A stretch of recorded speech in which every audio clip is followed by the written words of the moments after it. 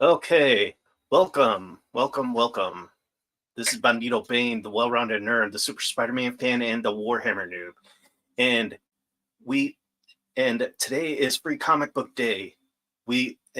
Also May the 4th. So right now, what for those of you who are watching right now, thank you so much. Or those of you who are catching it on repeat,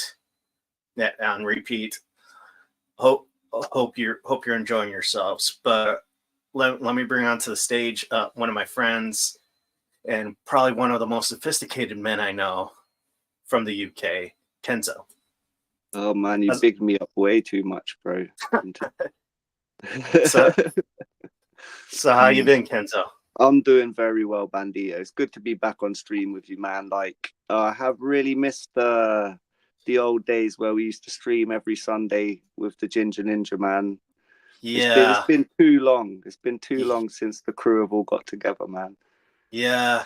And Jinja's on right now. Jinja's on hiatus. He's killing it though, bro. He is killing Yeah, it. Yeah. he is doing it. How's the full Aussie going?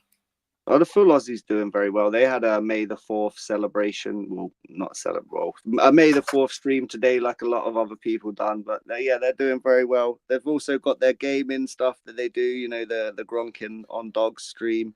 Yeah. And, they've taken on a new editor, which is one of the Legion of Memers, Extra Zero. He's killing Mhm. it as well. And me and him are going to be hopefully working on some animated content for their gaming channel. So we're going to All try and right. do some kind of like comedy based riffing on gaming stuff, you know, a bit Meat Canyon-y, unsettling vibe. That's what they've asked for, you Yeah. know. Yeah, All so right. hopefully we can deliver, man. Yeah. I can't wait to see it. I've always wondered what the hell was up with that devil dick. I'd All like to right. say I think I've kind of improved a little bit. It's been over a year now since I first ever started at my first animations, but I think I've come a fair way, man. It's looking a Yeah. lot more. Hmm, you know, to the point now where I look at my old work and I'm like, oh my god, like I know there's a Yeah. progression and I know you have to start. You know, you have to start. But I look at my old work, I'm like, fuck, this is bad. You know, like Yeah. yeah, Yeah. considering It's where kind I'm at now. yeah. I've seen this a lot with like Makini and Jinja had talking about how they look at their old work and they're like, oh man, I should have done better in this. I think it rings true with a lot of artists, man. They're Yeah. like they'll look at their work a whole different way than what a customer or an onlooker will look at it. You know, Yeah. for sure. All I right. think well, So there's lots of self-deprecating artists out there, man, but you got to keep yeah. at it. Okay. So first subject, I don't know if the UK has it, but every Saturday, every first Saturday of May is Free Comic Book Day, and I went down to my local comic book shop and I picked up as many of the free comic books as I could, and I also was able to get this Oh, that's the dope. yeah, the wedding album of Spider-Man and Mary Jane, and I'm not yeah, the thing here to be honest with you, bruv. It's not something I've heard of. It wasn't all over Twitter for us today. yeah. Well, Mm. yeah, I think it's only doing this in the States, but I picked for Free Comic Book Day. I picked up the preview for Spider-Man and the Ultimates, Spider-Man Ultimate Universe. Got a One Piece preview since they're like Viz is going to start printing out more manga. Mm. I got the Absolute Power Special Edition. Oh, Archie Horror presents Cursed Library Prelude, and I really like this because I love the fact that they're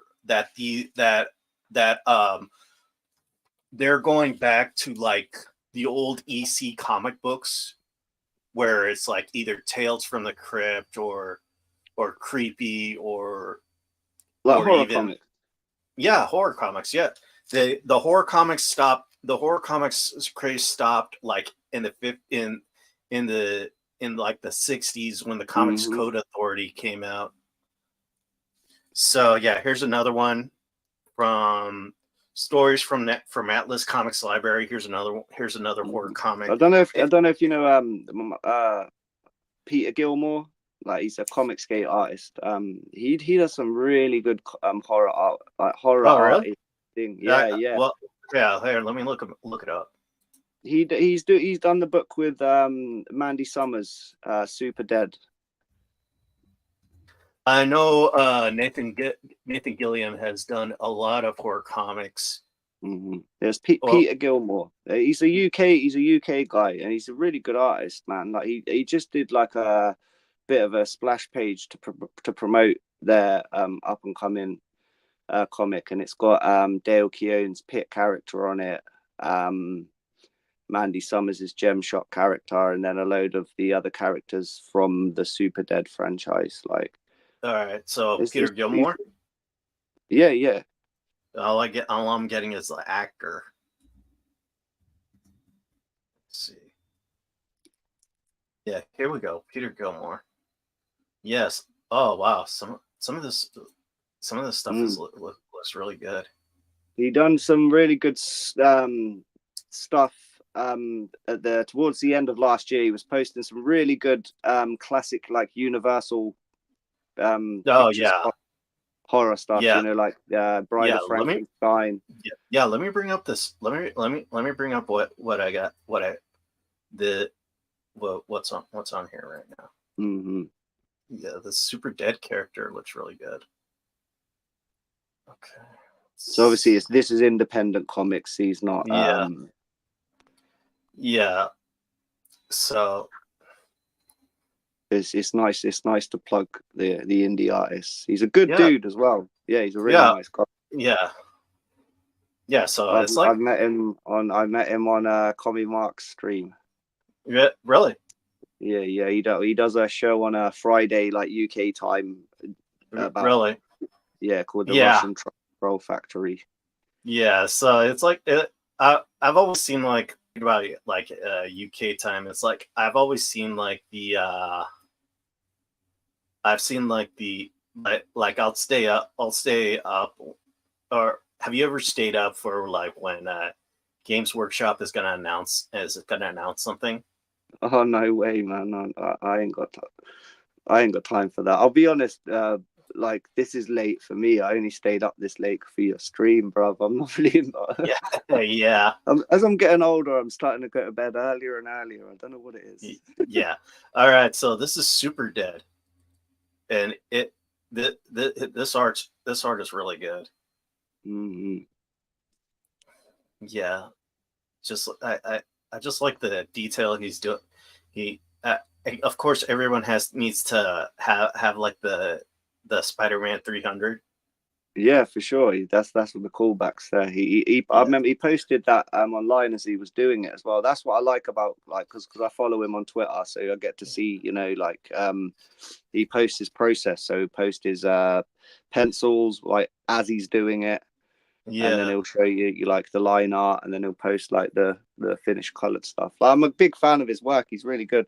And they've also they've got Dale Keown has done a cover for the latest Super Dead as well, and obviously Dale Keown's like Yeah. top cover artist, man, Yeah. and his All work right. on Hulk. Yeah. Yeah, Okay, so the next comic book I got was Initial D, and I remember this series when I was like in my 20s. I don't think I'm familiar with that dude. Yeah, this is what like got a lot of kids into drifting. No, I thought that all come from the freaking Tokyo Drift movies and Yeah. The next one I got is the Gotcha Man #0, and I remember seeing this series when I was a kid. Mm-hmm. So and then we got Johnny Quest. Well, you got a nice bunch of comic books there, man. Yeah. Then here we got Blood Hunt, the first preview of Blood Hunt, and I don't know. I mean, Marvel has been throwing everything against the wall to see what sticks, and it's really not. It's like the Krakoa era hasn't been doing them any good. Mm. Man, thank God that's ending, but it's been taking too long for them to end it. Uh-huh.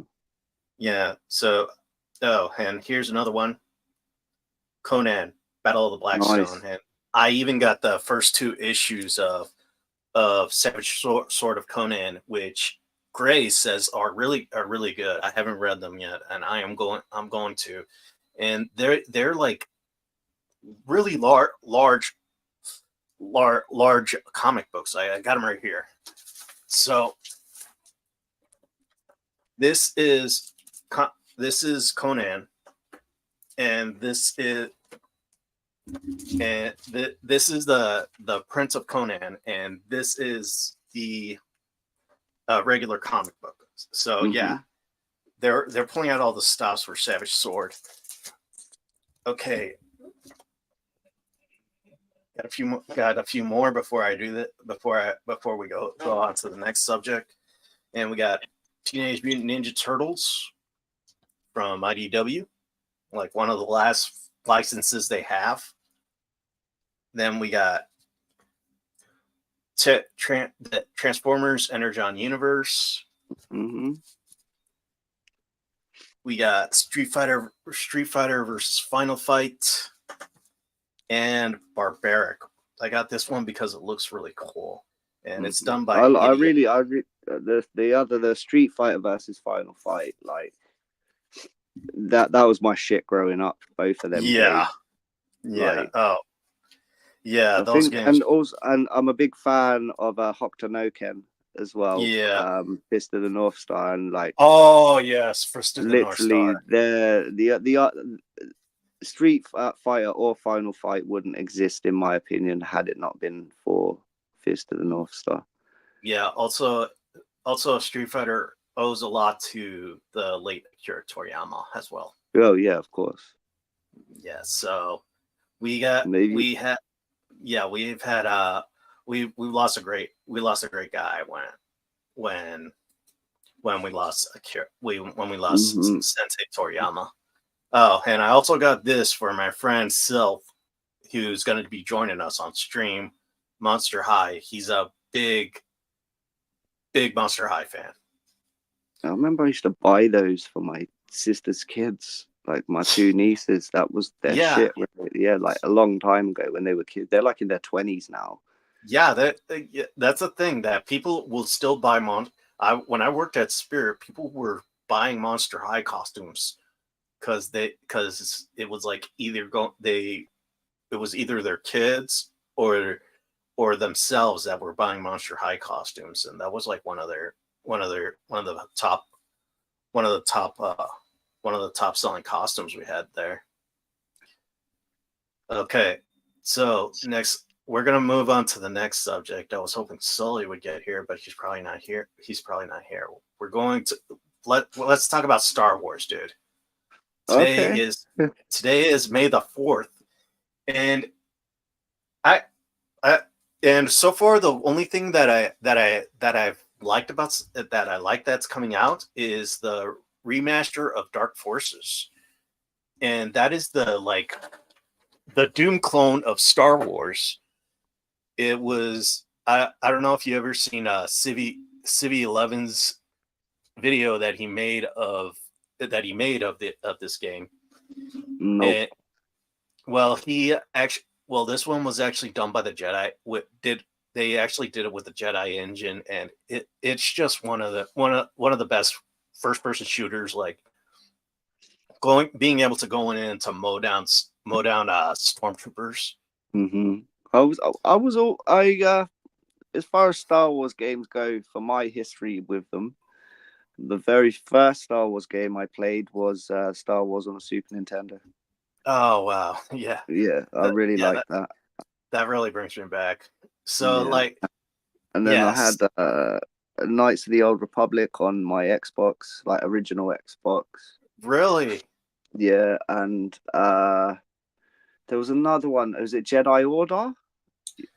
as well. I think. Yeah, Jedi Order, and Yeah. then Battlefront, the first game that come out Oh on man. the Xbox, like the original one. And then when Yeah. Battlefront 2 come out, I actually had that first on my PSP, Hmm. and I used to play that a hell of a lot because I used to travel for work, and that was my go-to game while I was traveling. I Yeah. really like it. I like the second one, how you could control like the the Yeah. Jedi and stuff. Whereas in the first one, Yeah. you could have a hero on your team, but you couldn't You control can't them. play Really. it. You can't play Yeah, it. yeah. Yeah. So I I've used to always. like. I Yeah. used to like play. I used to like playing as Anakin, Yeah. particularly. He was my boy in that game. Yeah. I Mm. remember I had a friend who would either, when he was playing as the rebels, he would play as either he would play it either as the Wookiee smuggler, and he would have his screen name be Chewbacca. But if he was playing the Imperial, the Imperial stormtroopers, he would have like the the code name, the code number for the stormtroopers that that were in the Death Star. Hmm. Like that one scene where those people were trying to raise the stormtroopers in A New Hope, and he was like CQ 431 answer. Yeah. Yeah, he would name his stormtrooper that. Mm. That's real fans, though, bruv. Yeah, and Like but I'm a geek, like slash nerd, but I'm not as fanatical as some people. I know yeah, my shit. I know my shit, and I know at heart I'm a nerd, and I watch nerdy shit. But I'm not like, I don't know. I think yeah, maybe it's I don't know. yeah, and I'm it's not a kind of tourist, but I'm certainly not a normie. But yeah, I'm just not as fanatical as the next man. yeah, and it's kind of sad. I mean, seeing Star Wars the state it's in, and like the only thing that people are looking for are that Disney is trying to have them look forward to is the acolyte. Oh, And I've watched, obviously seen all of the Star Wars movies. Disney mhm, Star Wars, I've watched a lot of the stuff up until I watched about the first 3 episodes of Andor and stopped. Yeah, I watched all of the Mandalorian. Watched Boba Fett. I watched Solo, and I am done now, bruv. Quite honest yeah, with you, I can't trust anything else that's going to come out from Disney Star Wars is going to reel me back in and make me yeah, forget about what they're. I'm not one of these idiots that's gonna fucking. It's not gonna ruin my life. Like fuck it, I'll get over it.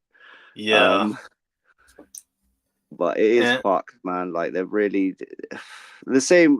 I feel the same with the Disney Marvel shit. Like they literally had a layup, man. yeah, Like, and they just fucked it. With both of them. Like Star Wars in particular, we just needed a scene in the Millennium Falcon with Leia, Luke, Han Solo, maybe Lando. Just like mhm, get the old crew back together. That's all. That's yeah, all everyone wanted to see. Like, yeah. And it really sucks that we couldn't get that chance. no, and it's gone now. It's all Yeah, fucking yeah. They squandered it, man, and I don't know why they did it. Well, it just baffles me. On all fronts, they literally had a layup. Like it weren't hard. And there's people out there that really do give a shit, like that really could have done a lot better of a job than the people that they hired in to do the job. And yeah, the job is to put out a franchise that's going to make money, yeah, and please fans and get repeat business, yeah. hmm, The fan base already existed, yeah. They didn't have to try and get in a more female audience and all of this shit. Like they literally had a fan base that was calling out for good Star Wars. They could have provided it, and they didn't. And it's so disappointing. yeah. I mean, this is the one thing that I've always thought was weird. I mean, one of the things is that when they make a fan base, try to turn a fan base to make it more diverse. They Yeah, yeah, always seek to cut out the original fan base. I yeah. That's mean, right.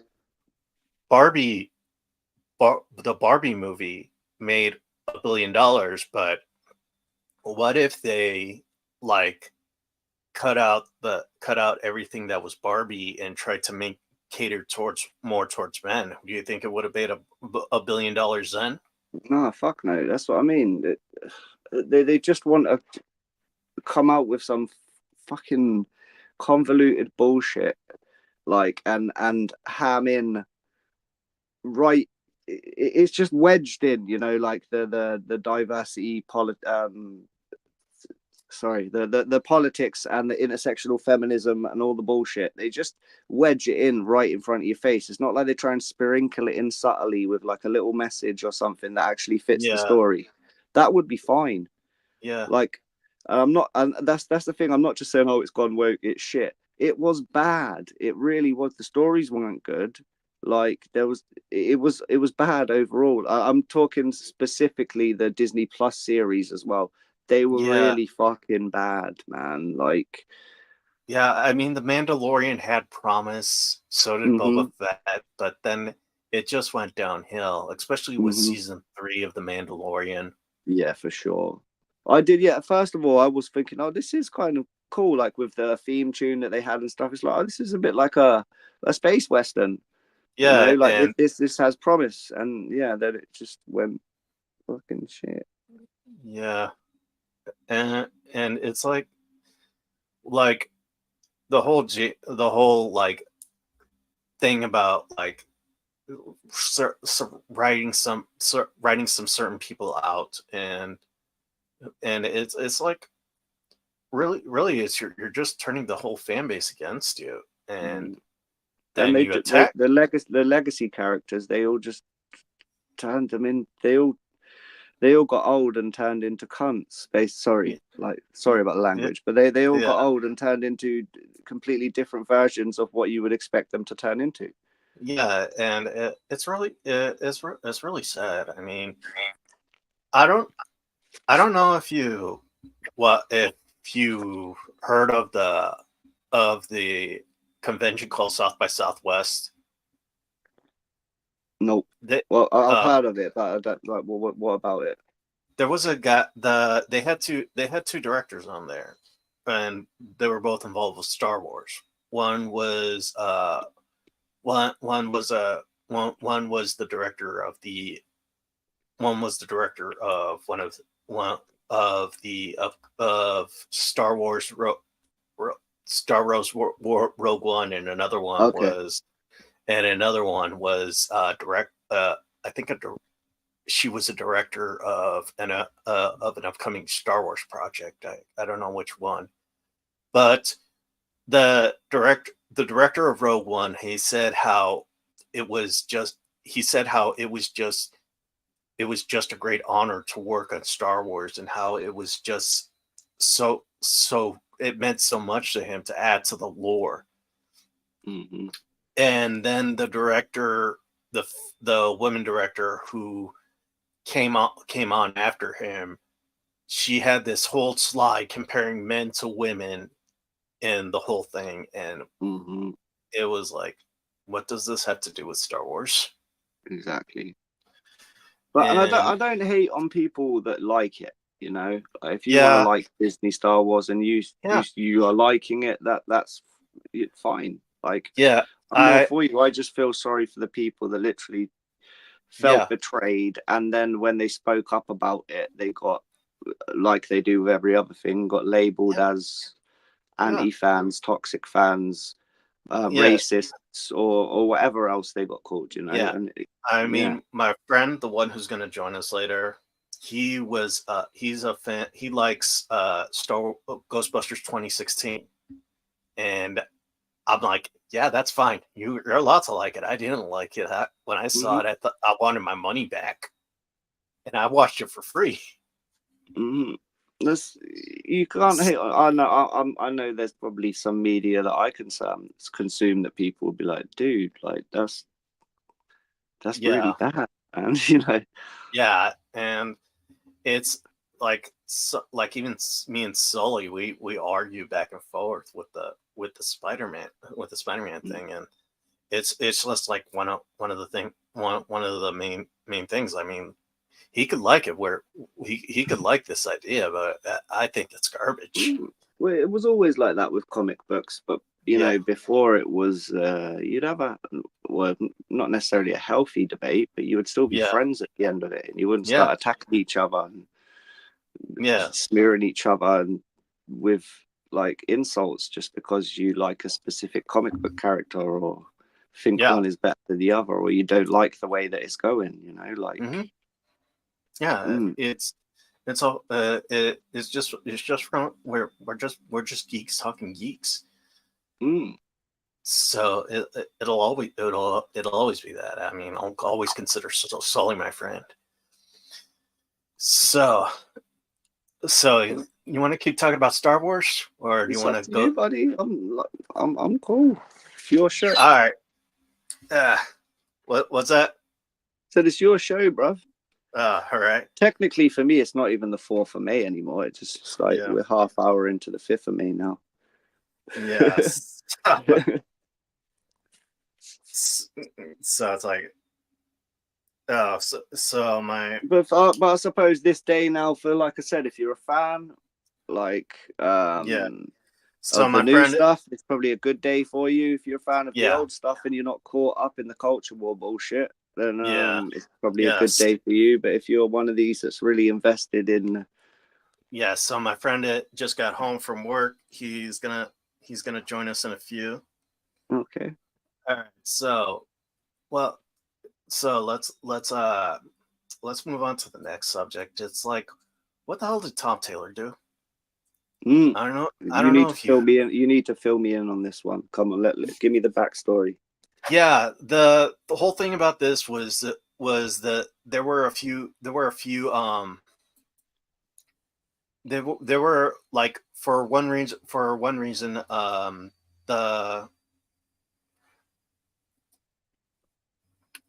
Tom Taylor has become the it looks like Tom Taylor has become the next target to people to like the Whisper Network, because so far the so far there were a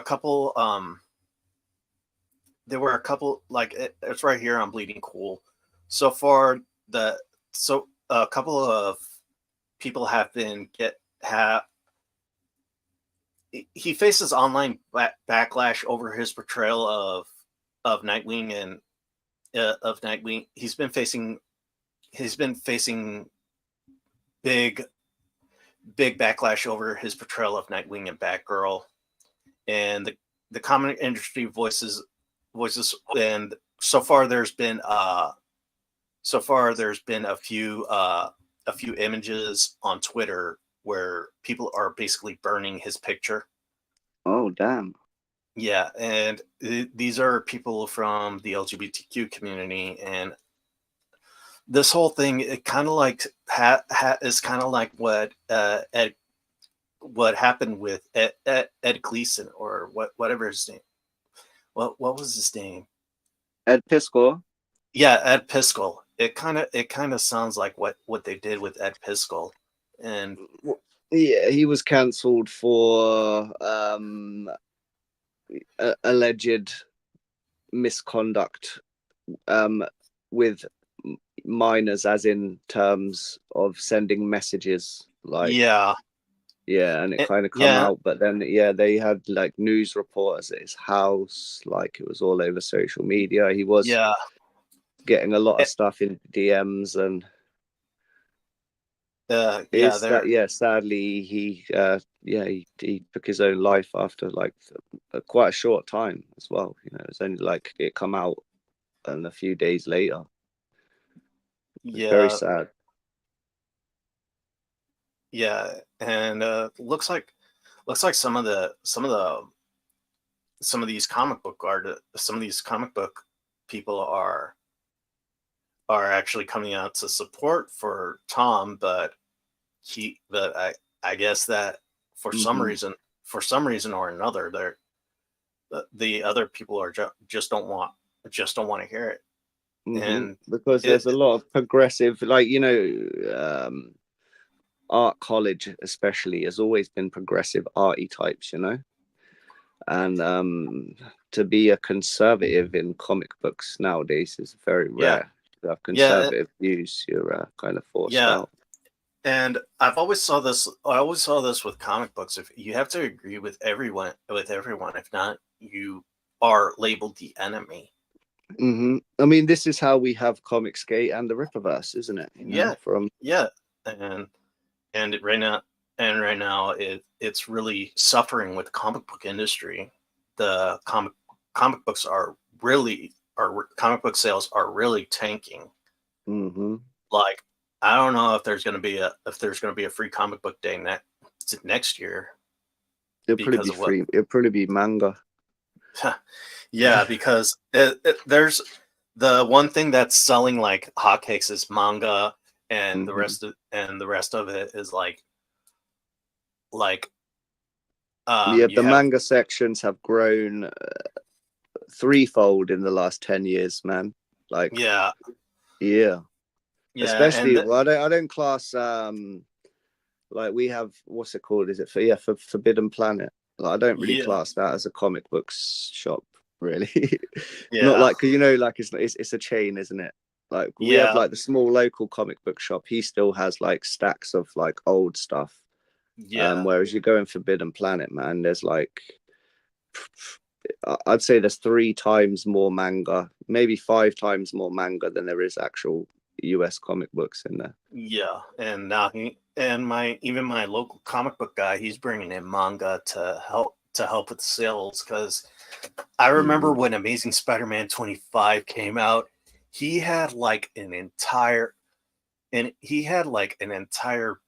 stack of of what of of it that wasn't sold. It was on that rack.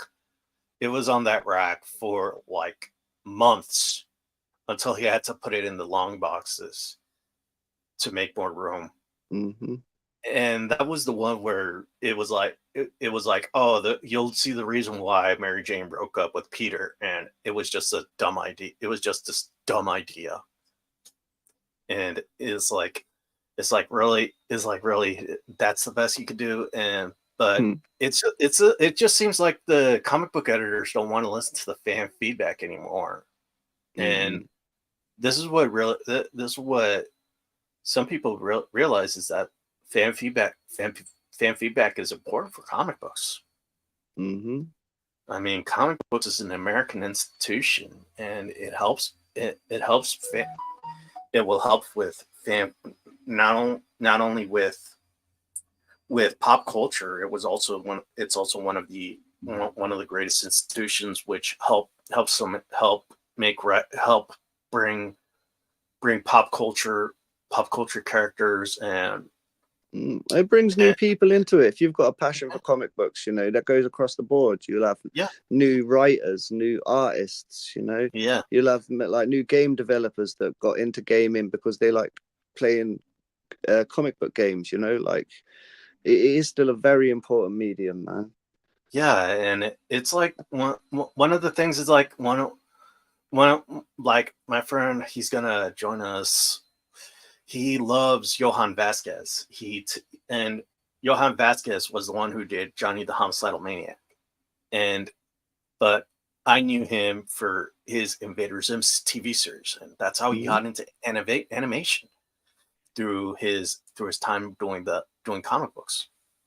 And comic books is just it will help it can help expand a universe. It can help create characters.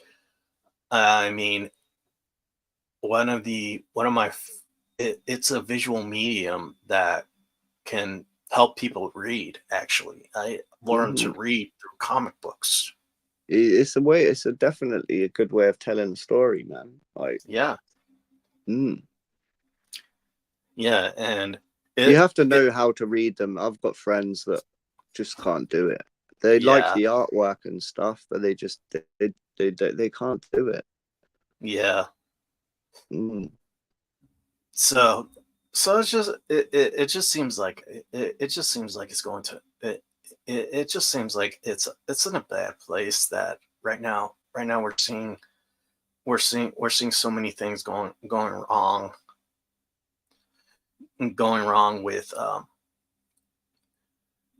with comic books Hmm. and we and right and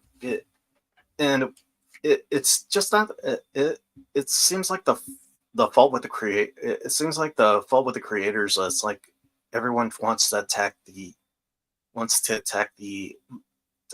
fan base, and Yeah, for sure. In the it's 90s comic boom, like we had, memorable characters that were introduced that are still around today. yeah, Like, I can't, other than, ones that have been forced upon us, yeah.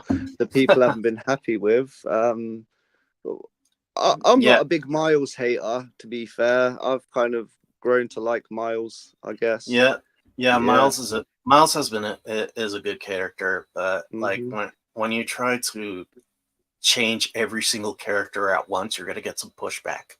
Yeah, for sure. So it's like it's like why did you think that was a good idea? I mean, Sam Wilson had a good time, had his own passion as Falcon, and Hmm. his own identity as Falcon. But now you make him Captain America. It just seems like sloppy seconds to me. It's the thing, though, like before when they changed shit up, Yeah, or when there was like some weird arc come out, like when the Dark Reign arc was happening, yeah, yeah, you didn't think, oh my god, they've killed off all these people and it's going to be bad guys from now on. You didn't kick up a big stink.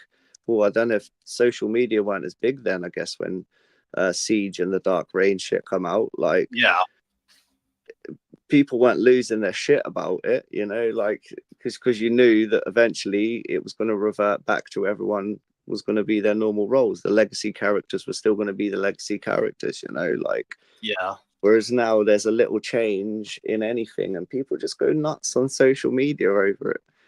Like, yeah. it gets hella tribal, hella fast now. Yeah, it's just that like with some of it, it's like, oh, we just And want some of them. the discourse is healthy. Don't get me wrong; people have got to have an opinion and a voice, but then, like you said, it can get detrimental and get to the point where if you even though have a legitimate point to get across, you're just labeled as a toxic fan because they've had 150,000 other messages off the Mm, actual idiots, rather than the passionate fans that they should be caring about. yeah, okay. And this really like grinds people's gears because of it. Hmm. So it's just like why do you think it's a good idea to why do you think it was a good idea to bring up to like change everything? I mean, Hmm. like, do you remember when they changed up X-23 to Wolverine? Say that again. Do you remember when they changed up X-23 to Wolverine when he Oh, when they died? changed her name to Wolverine. Yeah, yeah, yeah, Yeah. yeah, yeah. And then when he came back to life, they kept her name as Wolverine. And Hmm. that's like, it's confusing. Well, he was encased in adamantium, basically, Yeah. as like a statue. Yeah, yeah. Yeah. And then when he came back to life, they, he was Wolverine again. So, oh, all right. Kenzo, like to meet a good friend of mine. This is Sylph. Hello, Kenzo. Hello. How you doing? I'm doing okay. I just got off work. Okay, How well, you doing, Sylph? it's the late one for me. It's almost 1 a.m. here, but I haven't been on stream with Bandito for like since before Christmas, man. So it was about time we had a catch up. Yeah, I heard about you guys' last stream because last time you guys streamed, I was working with them at Spirit. Wow. Yeah, we worked together in spirit. That's how I met him. And Yes, indeed. he's basically he's basically what a fellow artist. Mm-hmm. And he has one of the he's also a fellow geek, and he also Oh, Yeah. yes. hosts and he also loves to speak his mind. Speak his mind. Oh So we yeah. So should get on. yeah, all right. So we're gonna go to the next subject, and oh, Yeah, I've been Alright. trying to teach myself to animate for about just over a year now. Yeah, you should It's see his definitely a feat. you should see his stuff on his first ever full Aussie show. I Oh, can I put it hate on. it now though. Yeah, Is your I yeah. icon hate, something you've drawn yourself, Kenzo? pardon? Did you draw the icon yourself? Yeah. That's me. It looks very Yeah, good. I drew my own yeah, icon as well, and that's me as well. Yeah, I mainly do cartoony stuff. It's yeah, I like focus more on the realism side. yes. yeah. All right, so the next subject, I don't know if you guys heard, but the next one is going to be Spider Goblin, and this is like with the Zebwell's run. It's been a trailer trash fire. He's had so many plot holes, and now he's gonna turn Spider-Man into the Green Goblin. Oh, Oh, Yeah, I mean, the first one he made throughout the first one, the beginning of his run, he did the Beyond, and he turned Ben Riley Spider-Man evil. So he's now Chasm, mm-hmm. and then he went on to break up Peter Parker and Mary Jane after they finally got back together, and it looked like Biggest L of life. gosh. it looks like they were going to undo One More Day, but then all of a sudden there was a time skip. She's with this douchebag named Paul. She has 2 kids, and they're like, oh, you're gonna want, and Nick Lowe's like, oh, you're gonna want to see why they broke up. It turns out that she got stuck in this alternate world where time works differently, and her and Peter got stuck on this alternate world where time works differently, and he tried to save her because none of the superheroes were helping him. He went to Norman Osborn, ended up stealing all the stuff he needed to go back to the other dimension, and she basically fell for this guy because of Stockholm syndrome, and those 2 kids weren't even theirs. They were just 2 kids that they found in the wasteland, and it was later learned that he actually caused the whole destruction of his world, and he feels sorry for himself, and it's like, what the hell? And on top of that, and then after that, you had the gang wars, which were like all the gangs in New York ended up going up against each other, and Spider-Man and other vigilantes in New York were actually going to were well, before that you had Spider-Man's first hunt, which Spider-Man ended up getting the sins of Norman Osborn, because it in like Nick Spencer's run, Mm-hmm. it was revealed that Norman, his split personality of the Green Goblin, was basically a manifestation of Mephisto, because he wished for power, and so he gave him the Green Goblin, and he gave him the Green Goblin power, and What if it comes from Mephisto? yes, so and he basically wanted him to ruin Peter's life, because Mephisto saw the future, and he saw that Mary Jane and Peter's daughter would end up being his downfall. And so that's why One More Day happened. And I like the Nick Spencer run because he elaborated on the One More Day run, on the One More Day arc. And after and so Peter gets stabbed by a spear by Kraven the Hunter, and he Mm-hmm. goes berserk. He basically is going after the people who he thinks wronged him, and he wanted to kill Mary Jane and Paul, but he ended up getting stabbed by the spear, and he ended up going back to normal. But now, after the gang war, where Spider-Man was more of a side character than anything, it seems to be like they're going to make him the Green Goblin because there's like this giant Man. there's this giant green brain in Oscorp where Peter works at, and that basically has the essence of the Goblin. And so far, the Goblin Queen has been trying to find someone to be a worthy replacement for Norman, and this and she essentially thought it would be Ben Riley, but she chose Peter instead. And so like in Spider-Man issue number 50 or issue number 50, they're going to introduce him as Spider Goblin. Man, this sounds like as weird as Sony Spider-Man 2. Yeah. The whole thing with the Spider Goblin thing, it's like the whole thing with the Spider Goblin thing is like Zeb Wells is basically kicking him when he's down. I mean, that's what a lot of people tend to do with Spider-Man.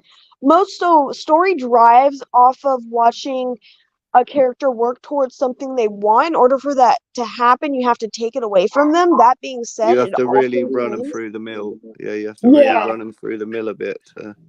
But Yeah. most of the time with these Spider-Man stories, I often see just like you said, kick him while he's down, and then never do they give them chances to like enjoy the joy and happy pleasures that they get. Like Mhm. like you said, right after Mary Jane got back with Parker, they immediately rip them the fuck apart and then do a giant time skip. Like, I personally think time skips are one of the most laziest things you can do as a writer, unless you already plan to display what had occurred during that time in small, short sequences. That's the only time I see it working well. Time skips are just kind of we don't really want to plan for this area, so let's just toss it over there. Like, why would you do that? Yeah. And it's like the whole thing with Paul. Nick Lowe says, "Oh, he's a good character. You'll like him when you get to know him." The guy committed genocide.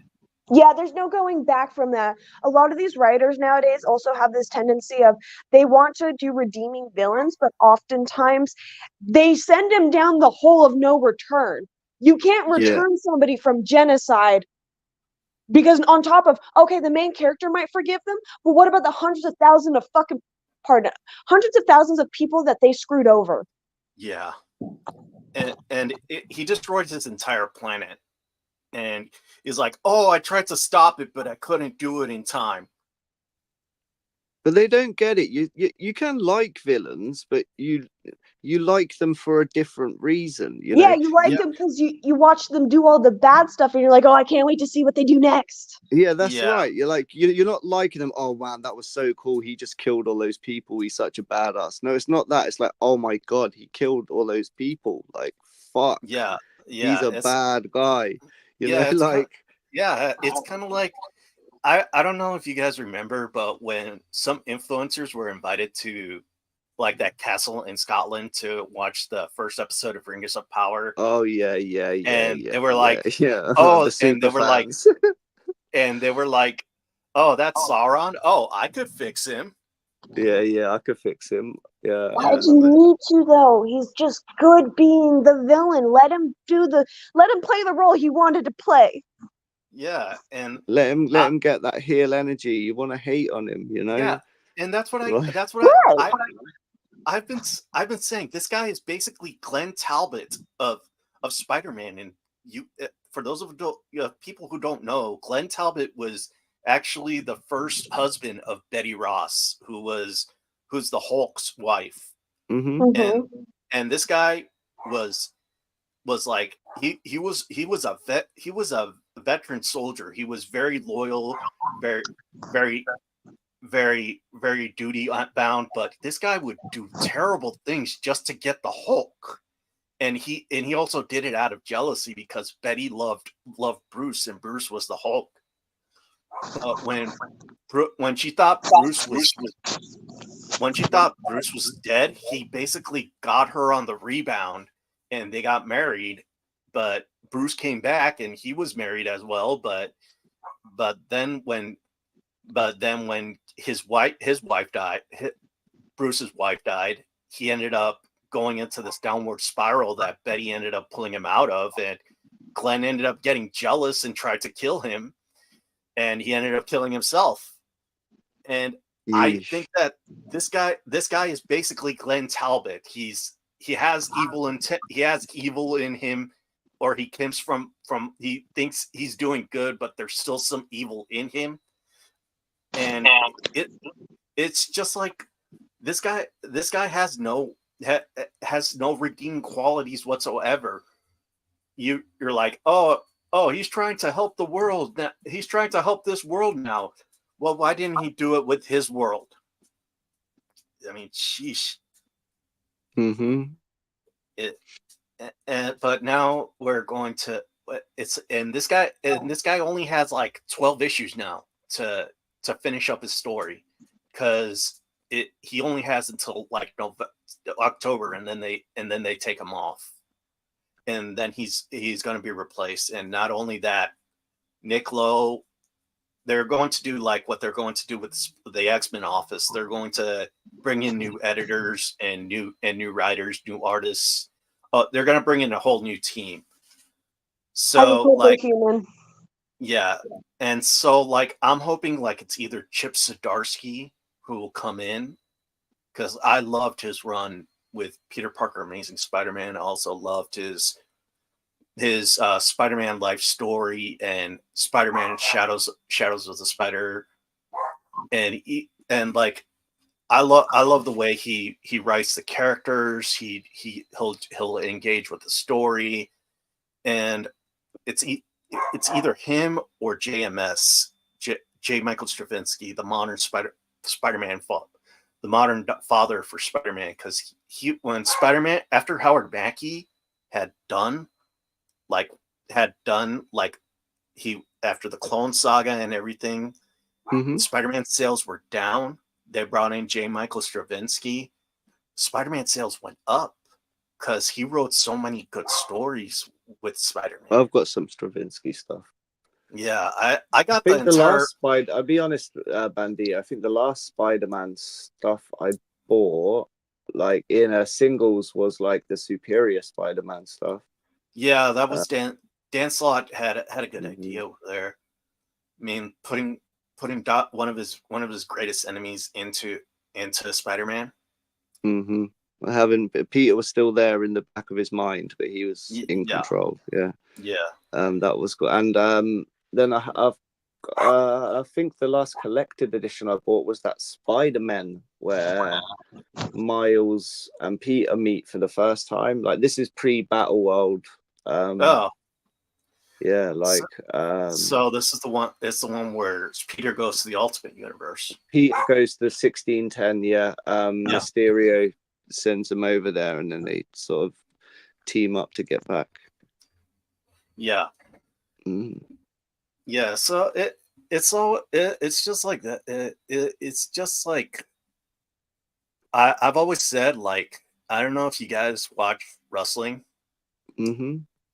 There was this guy named Roman. There's this guy named Roman Reigns, and the tribal chief. Yeah, when John Cena left, they tried to push Roman as the top babyface of the company. The sucker and succotash. But nobody wanted. But they didn't like him as the babyface, the top babyface. Booed. Yeah, he's getting booed, like mad boos every time he come on. And they even tried to get The Rock to get him over, and it still didn't work.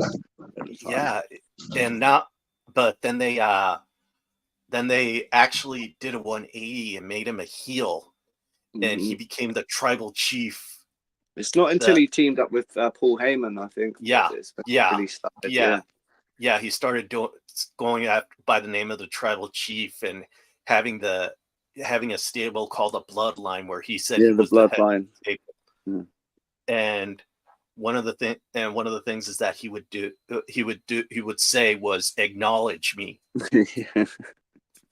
And that's one of the things I think they should do with Paul, make him a villain. The Spider-Man fans already hate him.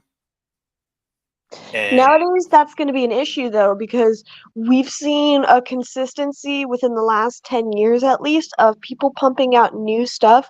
It's a rarity to actually find a genuine villain that isn't just some sad guy who just had his feelings hurt when he was Yeah, 10 that's by the end of it. Like, I really yeah, want them to go this way, just like you do.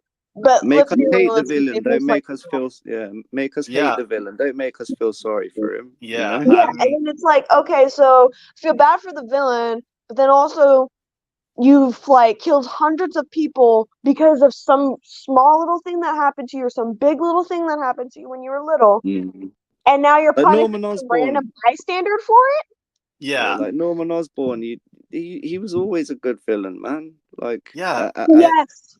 like, I really liked the Dark Reign shit. Like yeah, back in the and day, man. That was a good. Like, Siege is one of my favorite comic books. yeah. Hmm. I love Mm. I love the siege stuff. I I like what mean, the what's you that, Sel? I was gonna say one villain that I personally did like that was like, okay, you can feel sad for him, but he is still 100% the villain was the Joker from Dark Knight. He was Oh, the person that had numerous layers. You started out with, okay, so he has a severe levels of abuse. Then it pulls it back to, oh no, he could be having these severe levels of abuse, or he could be lying to you to just pull on those little heartstrings, and he's just some sick fuck. Like, Mm. that's the way to do it. A yeah, it's complex like yeah, backstory and it's motivations for him, not just saying, oh look, he got hurt and now he's bad. Like there was Mhm. complexity there yeah, and room for yeah. interpretation, you know. I, I mean, I thought like one of the biggest mistakes, like one of the biggest mistakes Disney was doing was trying to make sympathetic villains, like when they Mm-hmm. did Maleficent, and it was like it was like no, No. Maleficent because was the starter of it, but I think Maleficent was one of the few that started. It started it, yes, but it was the only right one, and that's why they continued it. Maleficent brought so much money to the books because they did it right. So then they just started doing it so sloppily that it just kept failing. yeah, but yeah, so but it's like one of the hang on, Is it your Cosmo. doggies? Sorry about that. That's all right. It's your own goblins causing trouble in Yeah, your house. It's fine. yeah, yeah. He's barking at something, but An interesting squirrel, probably. yeah, You can probably hear a British man in your earphones and he's like, what the hell? yeah, okay. And it's just like one of the it, but like Zeb Wells has been getting a lot of heat, and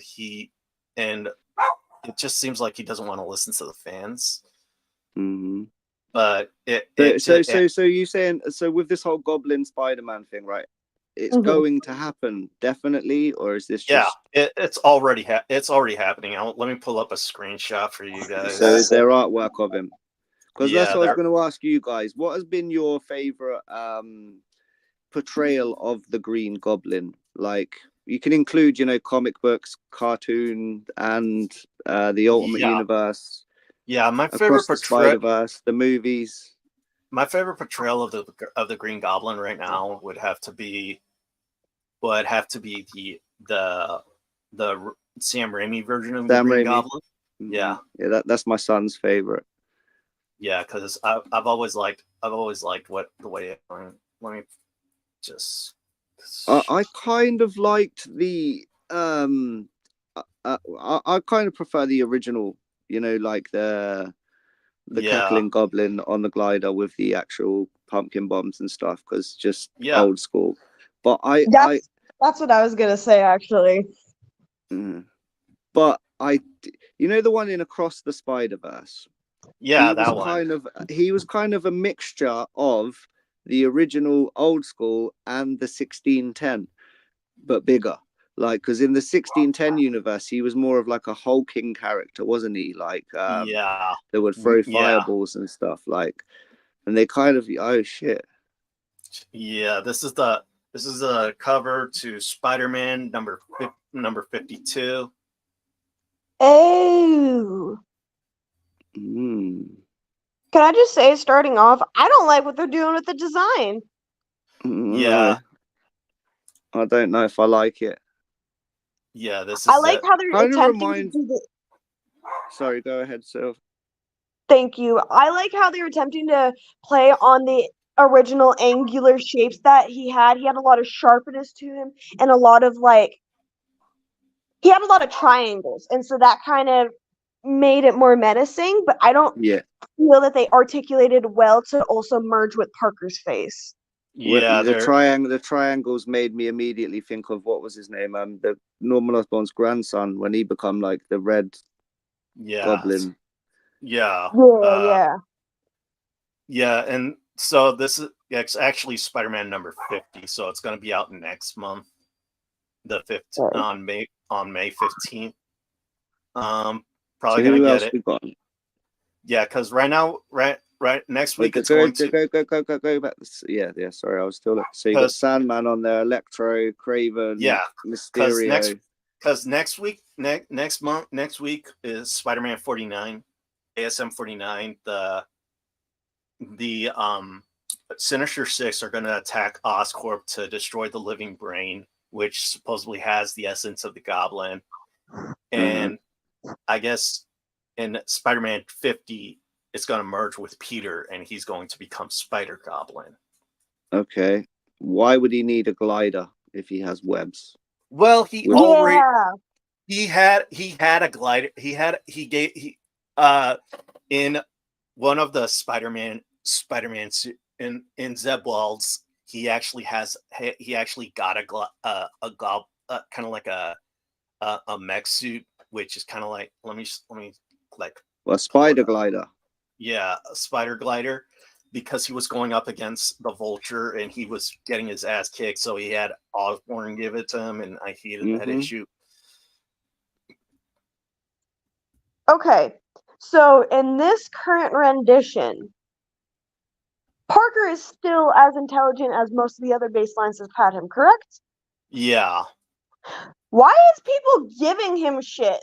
That was my favorite part about all the OG ones is yeah, consistently he was a man making himself. He went out of his own way to make his own formula for the spider fluid. He went out of his own way to make the shooters, aside from the renditions that had it naturally.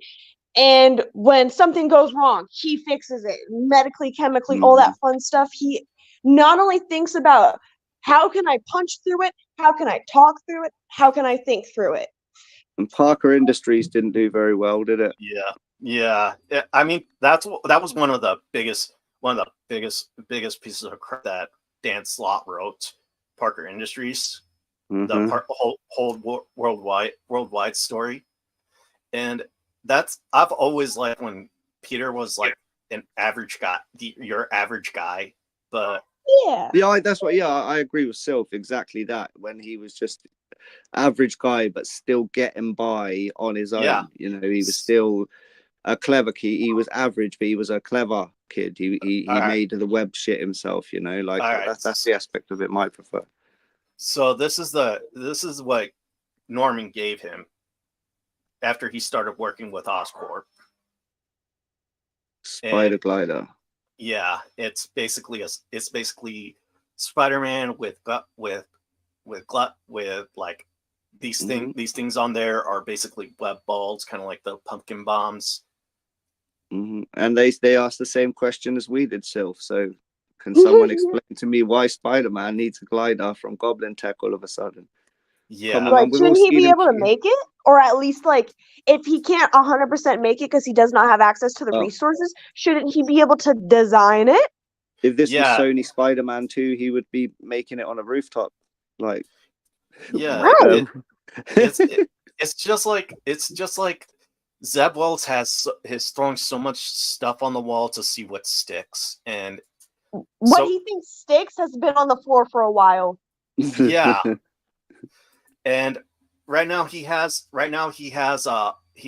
basically has like right now he's working with another writer who's doing Jackpot and Black Cat, and I don't even think that was a good idea, because turning Mary Jane into a superhero was one of the worst ideas that he did, because Mary Jane was such a consistent character that she didn't need to be a superhero.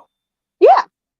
And they were like, "Oh, Mary Jane had no consistency. All she was Spider-Man's girlfriend or his wife." I No, She was felt an the same. independent woman. I yeah, felt the I same. mean, I felt the same about Betty Ross. I felt that, exactly the same about Betty Ross when they made her Red Hulk. You know, I was like, well, what? She don't need powers. yeah, and one of the things was that one of the things that I thought was great about her, about Mary Jane, was that she was able to kick butt even she didn't even need to be in tights. She was a black belt in karate. She was a gymnast. She even took on. She even Her took dad out. was a cop. Yeah, Yeah, no, she had no, that was balls. Gwen No, Stacy. That that was was Gwen Gwen. Stacy. Thank you so much. Yeah, No, but she Mary came. Jane always had balls on her. You know, she was. Yeah, she Yeah. had a troubled childhood. Her dad was physically and mentally abusive to her, Mm-hmm. and one of the things that I loved about the clone. This is probably one of the things I loved about the Clone Saga, was that she took out Kane when she was 6 months pregnant. If that ain't independent boss woman power, I don't know what is. Yeah, but now she has like this this gauntlet that Paul gave her that actually uses dimensional powers to give her random powers, and it works like a slot system, and she calls herself Jackpot, and I'm like, really, Mm, I'm like, basic Tiger. yeah. And the first time they tried to make like Paul relevant was when I think it was either like the first Spider-Man arc that Zeb Wells did, or it was either Mary Jane and Black Cat. They Mary Jane said a line that people were so furious about. He said that Paul was a better man than Peter Parker or Spider-Man. It So just now she's just lying on Peter's name, apparently. Yeah. So now, and when it was revealed that the two kids were actually not real, the two kids that she adopted were not real. They were basically there was this first big bad that was known as the emissary, and he could control magic, and he was the one that destroyed. He was Paul's dad, and he was the one that destroyed he was the one that helped Paul destroy the other world, but he betrayed him at the end. He turned out he made two kids out of the childhood memories of Mary Jane and Peter, or Mary Jane and Paul, and they basically ended up disappearing. And it was like, and people were so happy that those two kids disappeared. And they were like, and other people were like, "Oh, how could you be so happy that they're gone?" like the update, Kenzo. Oh, that's my son. Oh, That's my little oh, Spider-Man. yeah. Yeah. So how many costumes did we sell of Spider-Man? My 6-year-old son has 6 or 7 different Spider-Man one. He just got Yeah. Deadpool costume which come today. Really? Yeah, he's got lots, but he only really likes Spider-Man. Well, no, he has a Venom one and he has a Miles Morales one. But We had so many versions of Spider-Man.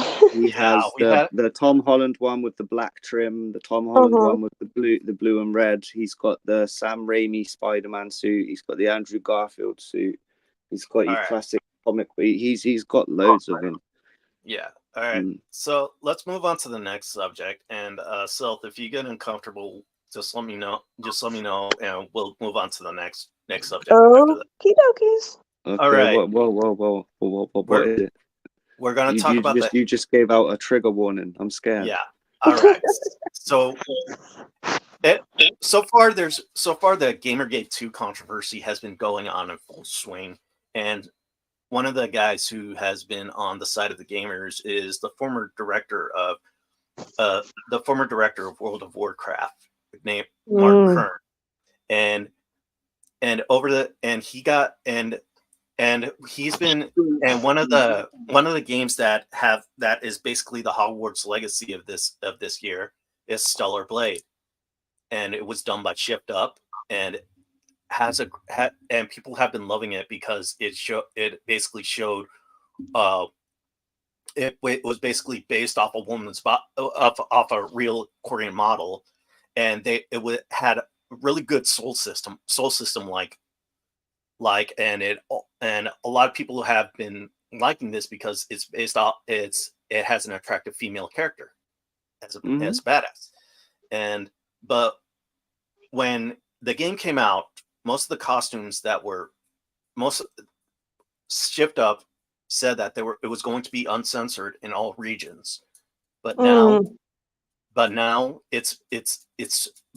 Sony, but when it came out, there was a day one patch, and Sony basically censored some of the costumes and toned down some of the gore. And Mark Kern has put out a petition to basically free Stellar Blade, and he also invited people to write emails to Shift Up to not let Sony bully them over certain principles. And someone actually went out and put out a tweet to put a $25 bounty, $25,000 bounty to make this dipshit disappear. Excuse my language. Mark? Make Grums. Mark Kern, Grum, aka Grums, disappear. And this guy does not let anything bother him. I mean, based off the game that he made, you can kind of tell he don't give a damn. Yeah. Mm-hmm. And like he has done some failures of games like Firestorm, but he was influential to one of the biggest games of all time, World of Warcraft. Yeah. But he wants to help with gamer freedom and art and games developer to be able to tell the games that they want to do and not have to focus on DEI mandates and basically or censorship, because he wants artistic freedom in video games. And I think that's a noble cause especially for someone who went into video games just to tell a story or show off your art. Mm-hmm. I've got to say, sorry, carry on. And that's one of the reasons why I had you guys on here, because you guys are artists, and it always seems to grind my gears that some people just want to, either for identity politics or political or because it's too offensive, they want people to censor some games or take something out. So what do you guys think about this? Do you want to go first, Sylph? You already had something prep, so I'm gonna let you go, sir. Okay. Yeah. I've got to be honest. My take is not exactly the popular one. I've got to admit. All respect to Grums, like, for his work. All respect to Grums for putting out the petition. I think his cause is one that should be pursued if you feel strongly about it. In terms of the guy that's put out the hit on him, and the subsequent Twitch streamer that also did it live on stream. Oh yeah, is messed up, and in some regions probably a felony. So I do disagree with that, but what I also disagree with was Grums' kind of reaction to it. It was a bit hyperbolic, putting out a tweet in all capitals, "They are trying to kill me." I think he could have handled it better. I'm not going to speak bad of the guy. He could have handled it better. In my opinion, maybe if he would have come out with something like, "Oh my God, 20K, is that all? Surely I'm worth more than that." Would have maybe, because we need to remember, this is a gamer related subject. Yeah. So you kind of have to go at it with some of the people that are going to be kicking back are going to probably have that modern warfare lobby mentality. Yeah, they're going to be throwing shade, saying bullshit that they do not mean in a very hyperbolic sense. I do not for 1 second think that the person that wrote the tweet meant it. Yeah, I don't think that it was a legitimate bounty, and I don't think that the person that put out the tweet has a big enough fan base of nutcases that would potentially act on it.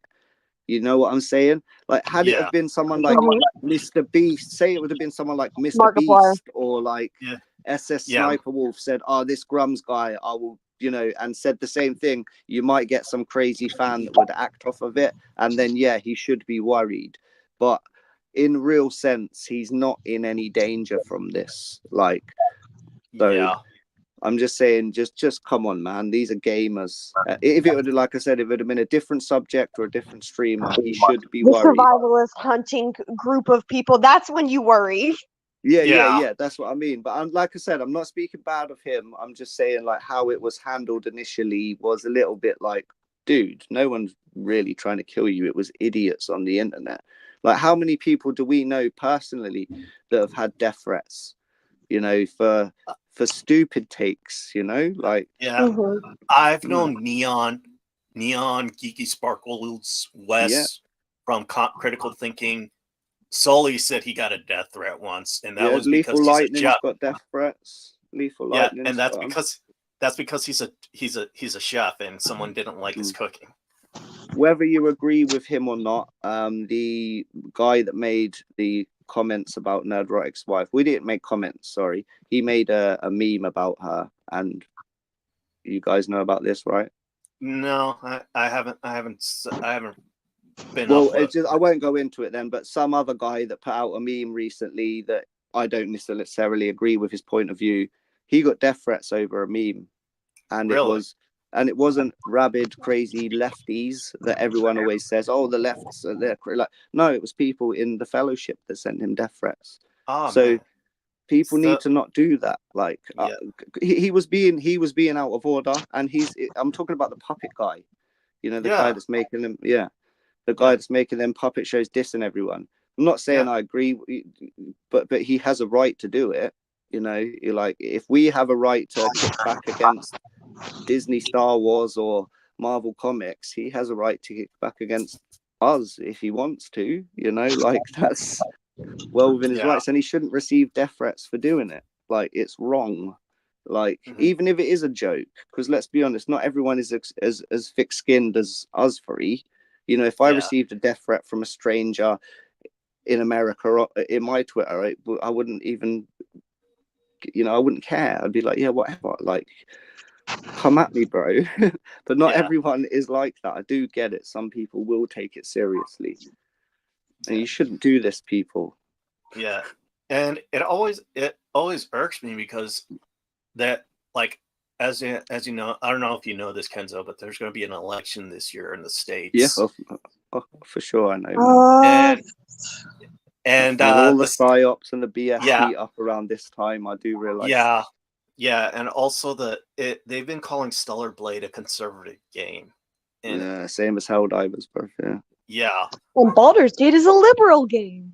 Yeah. So what are your thoughts, Silpha? Do you have a different? Do you have a different opinion to what I said, or anything to add? What I was focusing on when I heard all of this was, so Sony is the one that is publishing the game that he created, correct? No, it's Grums didn't create. It was Shift Up, and it was Kim Sun Yoon who created it. Grums is basically putting out a petition to basically put out the uncensored version. Yeah, he's put out a petition for gamers to sign to say uncensor Stellar Blade. He's a fan, if anything. I see. Okay, so the person that created that game was partnered with Sony. They signed a contract. I know about this stuff because I have done partnerships for a few stuff that I've designed for people. Like, I've done designing for packaging for businesses, and there's been times where they flat out told me they want me to do whatever I want, and then when I give it to them, they were they had some things that they wanted removed, some things they wanted tweaks. That is the game of playing with these big baller businesses. If you are signing a contract that they are going to produce it so that their name is on it, you need to play by their rules. It doesn't matter if it's artist interpretation, artistic freedom. I am here for that. That being said, us artists also need to understand we are being commissioned by people for what we have created. Our goal is to create that to our pleasure and their success. It's not playing For by our real, own so personal rules as much as I'd like to be. If you want to go play by your own rules, start your own company. I You get know? that, Yeah. Sylph. That's why I totally feel bad for like when people were trashing like the Teenage Mutant Ninja Turtles movie that just come out. Oh, And I I was loved Yeah. it.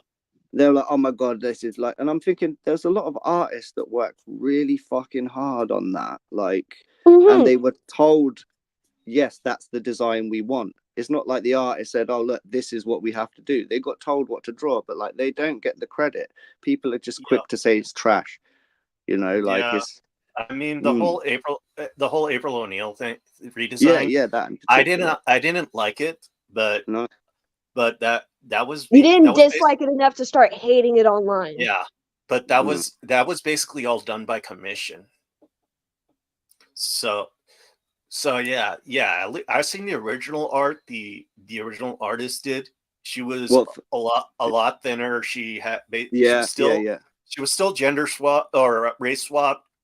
She was a lot thinner. She basically looked like or average teenager, but then they're like, oh, can we make her curvier or rounder? We make her body positive so we can wedge Yeah. in some. Yeah. That's that's Yeah. that's the problem I had with it. But at the same time, as someone that's passionate Yeah, but about art, I you've still did got enjoy the take of the turtles themselves because they acted like actual teenagers in they this did, one. yeah. I didn't so much like the bad guy, Yeah. in it. Yeah. No, I So didn't. yeah. Okay. Sorry and to go off but- topic. but- Sorry, yeah, sorry but to go way off topic there. But yeah, it's okay. But so far the petition is doing good, and like it seems like Sony's starting to listen to the customers because right now one of the steps for Grums was to everybody who don't return the game but cancel your PlayStation Network yeah, to let them know it hurts because it's he a did this. boycott. Yeah, he did this with back in the day. He did this with a World of Warcraft with World of Warcraft. There was an What, people original. cancel their subscriptions? Yeah, he did it. He did it with there was once what's it called, a game engine, game service, or no, a server.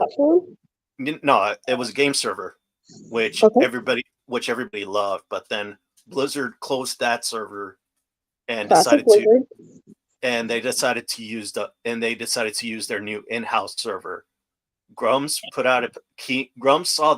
saw so many fan feedback to bring back the other server because people loved that server. He actually gave them advice, telling them to write into Blizzard, cancel your Warhammer account. You don't need to refund the money. You don't need to refund stop playing Warhammer. But if you want, cancel your Warhammer account, and it'll hit them where it hurts. And it went this petition, and they put out a petition as well, and the server ended up coming back online, and it basically helped fans a lot. So this has worked. The thing is as well, Bandito, I think it's like it's been building to this. It's not just this one specific thing that has tipped people over the edge. They've been censoring a lot of stuff lately in games. Yeah, you know, and they've been making the females less attractive. Yeah. I kind of like that direction, though. Personally, I really like that direction that they're going, and I find it exponentially more funny that people are getting mad at it. Because as someone that's been designing realistic characters for ages and ages and ages, I oftentimes am getting slack back for how I'm drawing literal, like I'm adding real future features to women. Like I add Yeah, I get that. bumps, extra hair, Yeah. not the ideal slimness, stuff like that. But then they see my male characters and I go over the top with them. I make them grotesque. I make them look burly, scary. They have no issue with that. But the moment I do that to a female character, they get mad at me and I find it hilarious. I have Yeah. no issue. I have no issue with itself. But like, I think it's to the extreme that you do it. Like, take the character in Sony, um, Spider-Man, like the representation you got of Mary Jane. People kicked back on that a hell of a lot. Yeah. Because Mhm. The yeah, chiseled but like, chin, the chiseled I see jawline. exactly what you're saying though. Like, I just recently rewatched the '90s animated version of Sam Keith's The Max from Oh Image yeah. Comics. And Mhm. the main female protagonist in that, she says it herself, you know, like, I'm not like the prettiest girl in the world. I've got a bit of a belly on me. I've got hairy armpits and stuff. But like the way, and they draw her like it, but she's still kind of cute, you know, like Hmm. it's you can still bring an element of realism and stuff that real women have to deal with into it, but then you still don't have to Yeah. really make them really bad all the time, you know, like, Yeah. and it was kind of, well, according to other people, I'm not one of these people that go care about it enough, like you said, to comment on it on Twitter. But there has been a hell of a lot of posts I've seen where people are complaining about their characters are not as pretty as they want them to be. Yeah. Mhm. Mm. And, I think and it's all personally based off of what each human finds ideal. Like growing Mm. up, I know you've heard this a million times, Kenvo. Make sure your eyes are pointing the right way. Make sure your character's not cross-eyed. Make sure they don't have a Yeah, lazy yeah. eye. Stuff like that. I naturally have a lazy eye. I'm legally blind in one eye, and one of my eyes, you can ask one, yeah. constantly wavers to the inner left. I'm never looking at it with my left eye. So why Hmm. not Mm-hmm. draw characters with cross eyes? That looks like me, you know? Mm-hmm. Yeah. And like, if you keep them all on grid, then they're all going to look the same. Yeah. You have to Yeah.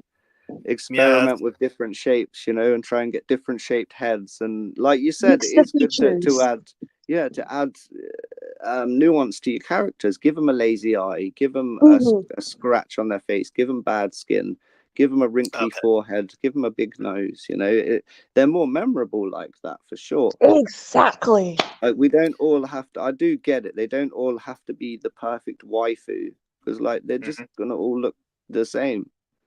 Heck, sometimes the perfect waifu has that one weird thing about it that makes her the perfect waifu. Mm-hmm. Yeah. Like my wife, yeah.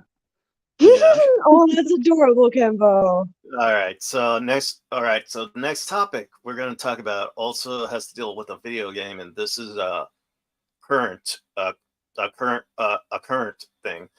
Let's see if it's All a right. game I actually played. Yeah. A couple weeks ago, the CEO of an upcoming indie game called Farm Folks put out a tweet as a joke and says, What kind of jiggle physics do you people like on your character?" And it got an amount of backlash from the usual suspects, such as people who work for either Sweet Baby Inc. or Black Girl Gamers.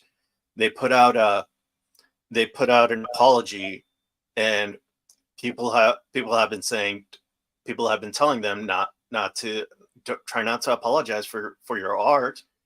But he decided to try to clarify what was going on, and he actually went on Kotaku, which was actually a mistake because Kotaku has no journalistic integrity in their bodies. And Yeah, it's like going on 4chan to post your blog. and they ended up getting he ended up getting interviewed by the Anita Sarkeesian of Gamergate 2, Alyssa Mercante. And she has misinterpreted everything he has said, and he even went on everything that was going on in the Discord chat between him Alyssa Mercante, and she says, and she even gave him the runaround and basically said, we are not a service provider. Goodbye. That's how she ended her discussion with him on Discord. And he's been been blocking so many people. Sorry to interrupt. Yeah, and he's been on the interview circuit so far. He's been on Dread Roberts, telling people how Kotaku has twisted and misinterpreted his words, because he says that we understand what we want to have. We don't mean to offend anybody, but we want to make the boobs look natural. So even if you do find it a little offensive, we just want to make it for everyone. So, what are your guys' take on this? Well, make them accurate. You don't have to have them flopping all over the. How do I say it politely? Nah, I prefer my body be just jelly, just a pure jelly on skeleton. That sounds nice. Yeah, and yeah, this actually really gets me, because Alyssa Mercante is a very vile woman. Everyone likes to see a shape, like everyone likes to see a shapely woman, but they don't have to all look like Goddess Hestia. Like, yeah, you know what I mean? Like, some people like them birds. Yeah. I like me a curvy woman,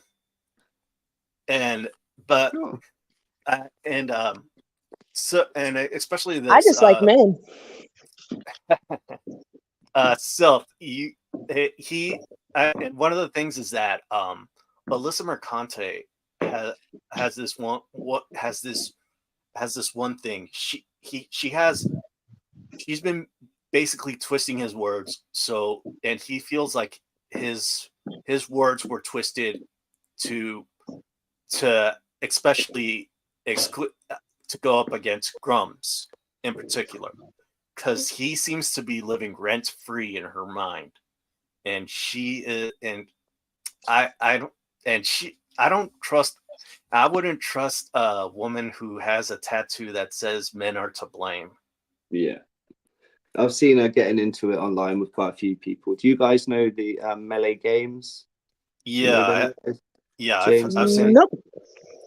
They're on side scrollers quite a lot. Side scrollers. Yeah, I do know what side scrollers are. I like Hollow Knight. Yeah, there's a talk show called the Side Scrollers, and it has Stuttering Craig from Screw Attack, and he does a weekly host where they talk video games and all the things going on in the industry,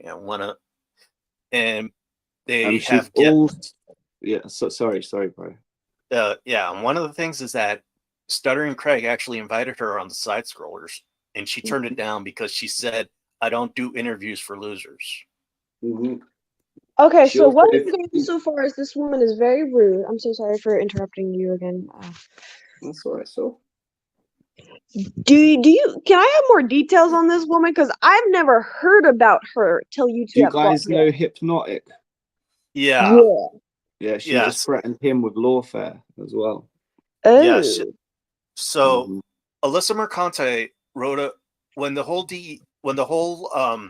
DEI thing started, like the whole DEI thing, the whole Sweet Baby Inc. detective thing started with Cabrutus Rambo, and basically someone, an employee from Sweet Baby Inc. tried to get him canceled.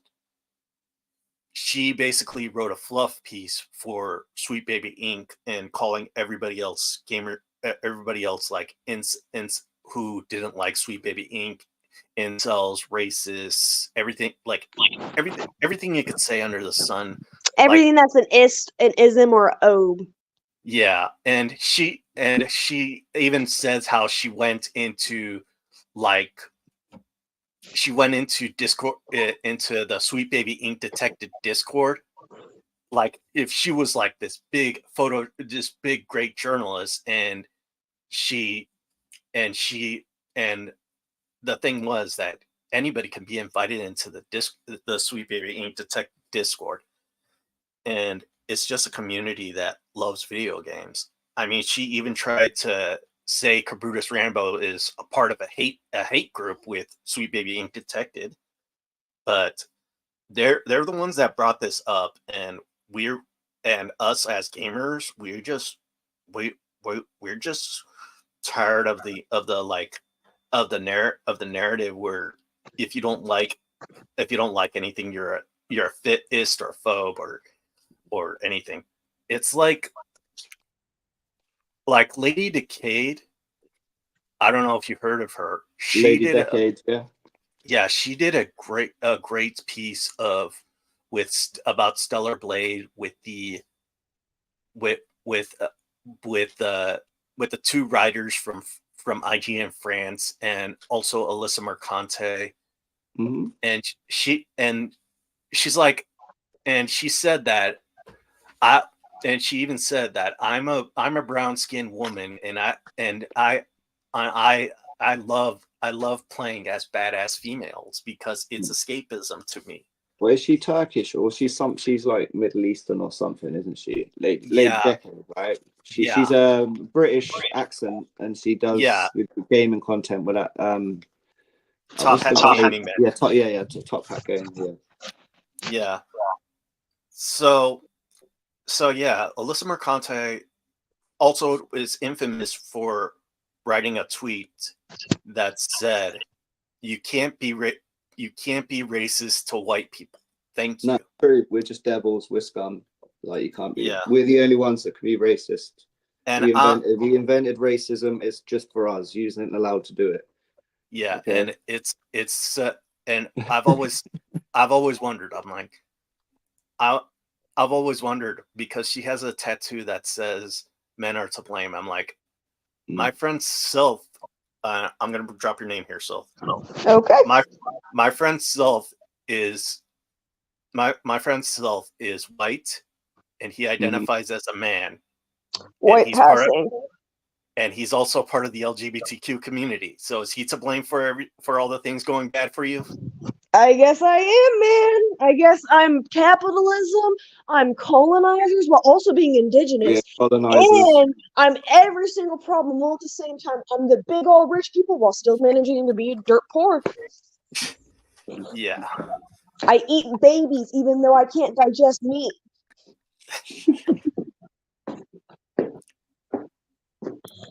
Okay, so yeah, your profile picture looks really racist as well. It's got white skin. Yeah, I'm a very, very pale person. Yeah, So he has a lot of it. He's basically has a lot of backgrounds. He's part indigenous Native American. He has a Dutch grandmother, Swedish grandmother, and Swedish. he also learns how to. He also swore when we were working at Spirit. He swore in Swedish. So the customers. Hey, don't help me, man. Yeah, when I was mad at the customers, I'd look them dead in the eyes and just speak Swedish to them instead. Yeah. Yeah. So, all right. So let's go to the last one. Okay. All right.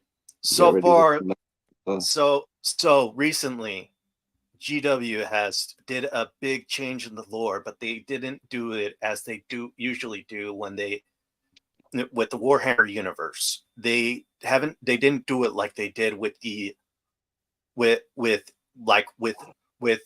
the resurrection of the Primarchs, or the beginning of 10th edition. They only did it with a short story and a tweet, and this basically says that they have retconned the entire narrative, saying that there's always been female custodies within the custodies, which has mostly have been men. Bro, that's just a J.K. Rowling move. Yeah, it doesn't make sense.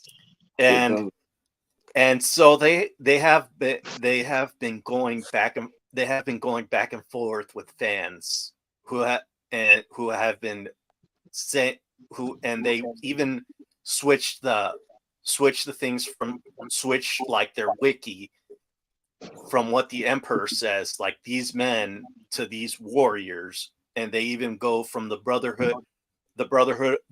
brotherhood to the golden warriorhood. So they're basically changing everything. And Was it was brotherhood to something else? What was it? yeah.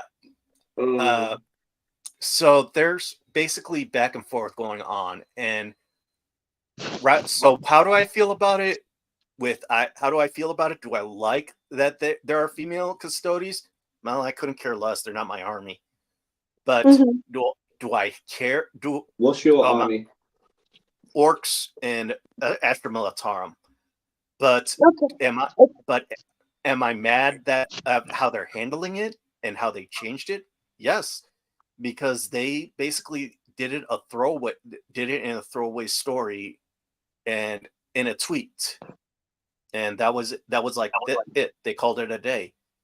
But so far, rumors are going around saying that this, with Warhammer becoming an Amazon series and movies, they're saying that Amazon may have been instrumental because they have been saying how they wanted a female in power armor, and they wanted to put female space marines, but they already said that they incorporated into the lore hard fact that a female wouldn't be able to survive the process of becoming a space marine. And but we do have the Sisters of Battle. And can I ask why not? Oh, it's because, well, in Warhammer, basically technology can advance from where it's at, because there was a big forgotten war. How to do shit. Yeah. Okay, but why can't women handle it but men can't? That's my question. Because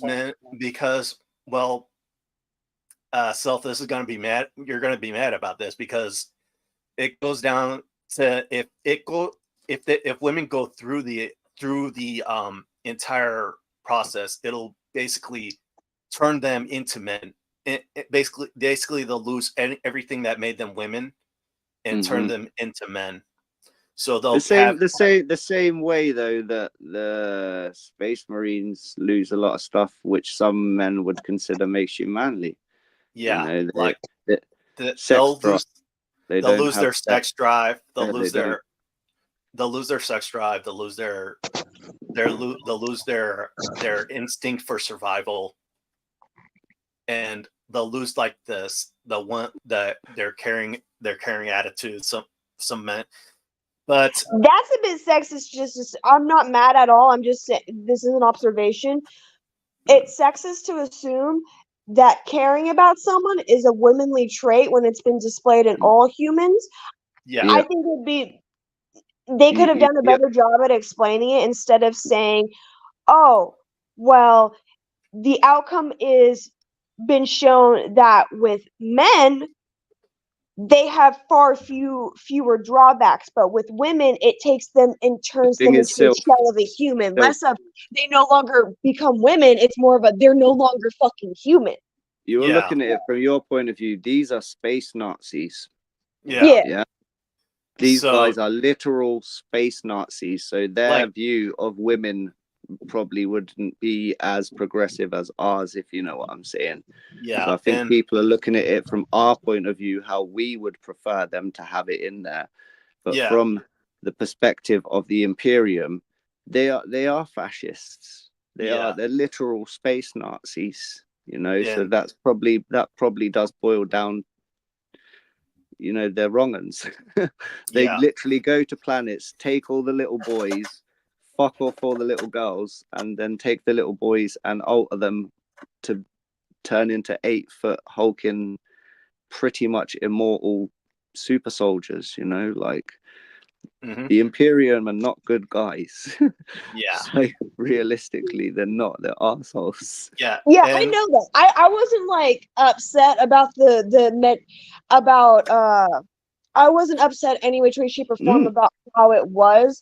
I was just curious on how that conversation went, basically. I'm not a fan either. Oh, okay. I'm Yeah. not a big diehard fan. I just know a little bit about it. Just to put it Yeah, out there. I don't care either way. Like I wouldn't really So care basically, if there was female space marines. I think they look pretty cool. Look at my icon. That would be what a female space marine would look like. yeah. they So could have, if they wanted to make it so that there was women included without fucking up the lore, why didn't they just wait until the Amazon show? Because then the Amazon show could have explained it in the Amazon show's own way instead of just half-ass Well, tossing the shit in here. This is the thing, though. The people, the diehard fans, are really expecting the Amazon show to stick to the existing lore, which prior to this coming out was no female custodies, no female space marines. You had female sisters. You had sisters of battle, sisters of silence. There was females within the Imperium. There is fighting females as well. There's just not 8-foot hulking. Yeah, and the Sisters of Silence are the only ones who can. The Sisters of Silence are the only ones, are the only soldiers that can do what the Custodes can't do. They can hunt down rogue psychers because they're badass. Because they're not affected by the powers because of their love for the Emperor, I guess. Well, not love. Well, that's the Sisters of Battle. That's the Sisters of Battle. Yeah, the Sisters of Battle are basically what you call nuns with guns, and they even have the ability to ascend to sainthood. Yeah. But no, the Space Marines don't. They're just soldiers. Well, this and the other, this was written, how old is the game? 40 years? Yeah, 40 years. And 40 years. And it was written by geeky men 40 years ago that probably didn't know how to talk to a woman or know how to write a woman, I know. Yeah. There's been a lot of updates since. And I saw people, sorry, Bandito, I did see some people's argument to this is, well, how come you only care now when it's a woman being put in? How come you didn't say this kind of shit when Amagon was written in? How come you didn't say this kind of shit when like certain tanks were brought in that weren't there before? Like that was changing the law, and you weren't bothered then. You were only bothered now that it's females. And and also like the Critical Drinker brought this up as well. He said that people would say, why does it bother you that there's female custodians now? And he said, he answered it with a question. He's like, why did it bother you that there weren't female custodians around? It didn't bother me. Yeah. There's girls in it. Yeah. And I like, one of my armies is the Astra Militarum, and that's basically has fighting men and women. So with the way the Empire looked at it, if you have two arms, 2 legs, and carry a rifle, you're a soldier. If they have a reason for doing this, that they want to bring more people into the fan base or whatever reason it is, and they do have one, that sits different with me than if it is Amazon that is making them change it. Because as far as I'm concerned, there's much more problematic stuff in Warhammer 40k that they will have a struggle addressing than this. Because Slaanesh. Slaanesh. Yeah. I just want to see orcs turn themselves into tanks and then go breathe underwater. They actually might be able to do that because if they believe they can. Yeah. And so like this whole discussion about Amazon being the one that's behind this, because they said that even though they said that they can't make female space marines, they asked them what they believe that GW did a compromise with them to basically use the custodies at female custodies. That's even worse. Yes. But do you know what the difference between do you know Games Workshop at all, Sylph? Are you do you play it? Do you paint figures, or do you just know the lore a little? I just know the lore a little bit. My current Yeah, I'm the boyfriend, he was really, really into it, and then I just one would talk a lot about it, and I would just listen to him and sit there and just let him talk about it, and I would take in what knowledge I can. I Yeah, have done I used to do figurine painting commissions, so I'd paint them for people, but aside from knowing lore and helping people make their characters, that's about it. yeah. I've probably got a similar knowledge to you. I'm not an expert. Yeah, I've Just been. had, Yeah, I got into the lore. I've been into the Warhammer for 4 years. I dove face first into the lore. So yeah, I have a chaos cross on one of my pants. That's as much as Warhammer merch I have. yeah. So like one of the things is that why there's no more why you can't make female space marines is because the technology has been lost for some time. The only person who knew about the technology was the emperor, and he's pretty much dead. mm-hmm. So, and I do get it, but it was kind of a lazy retcon as far as I'm concerned. yeah, It was like yeah, it's kind of like they've what always been there. It's kind of like what Cell said with J.K. Rowling, where she Can I say it? Can I say it? Sure, Yeah, go you ahead. say it. Go on, Sil. Okay, so for the longest time, people of color, people who are disabled, people of the LGBTQ, they were asking, well, what about all the other students? You just had a bunch of stereotypical cis, het, straight, white kids be the main characters. We saw 3 people of color during all of the books, all of the movies, maybe 4 if you count a couple stragglers in the background. And so literally there's questions of there is only stairs in that entire school. So what are you doing about the people who use wheelchairs, or do people just who are disabled just not allowed to your school? And so she retconned with, well, they're just in there, and I just didn't write them in like at the given moment, but they're there. I promise, they're there. Okay, Like, you guys keep going. I gotta do. I kind of get that. I kind of get her cop out there. Like there may well have been. I kind of get where she was coming with the excuse there, as in, oh well, they were there, I can assure you, but they were just not prominent. You know, like I suppose you can get away with that in a book. Not so much in the film though. Yeah, like but you said, you would have probably noticed them in the background in the movie, but they weren't there. It was then that, and then when people ask more questions about, well, what's a couple characters we could use for our own stuff then? Like, what's some stuff we could use? She replied extremely rude and basically shot down all of her fans. I think, well, to be fair, like, it is magic. So with the disabled thing, maybe they could, I don't know, have some kind of magical solution to disability that us muggles do not have. You know, like maybe she could have explained it a bit more cleverly in that sense. I think. Well, there's definitely room for her to be creative. Oh yeah, all of the She is fans a and all writer his after all. heads. But I'll be honest, like when Harry Potter first come out, you know, the whole I've known trans people all my life, man. I'm a bit older. I'm 43. When I first left, I went to school with a boy, Jamie, who then he's not Jamie anymore. He is Jamie, but he's a female version of Jamie. And then you should be using her. Yeah, he is. He has breasts and he's had the full like. Then why are you still saying when Harry Potter was being written, it wasn't as prominent an issue, I would say, as it is today. Certainly, we didn't have social media and stuff like the social media discourse, and people, you know, people weren't even like doing that much activism about it back then. I guess it wasn't.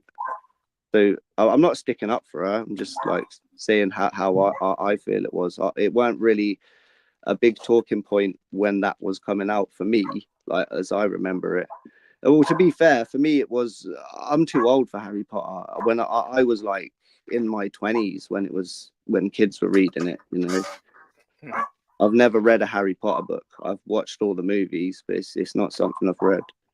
Yeah. Okay. Yeah, sorry about that, man. It was my No, brother no at the worries, door. bro. Yeah, my brother was at the door. I have read all the Twilight books though, but I don't really admit to that often. Oh, I hate Twilight.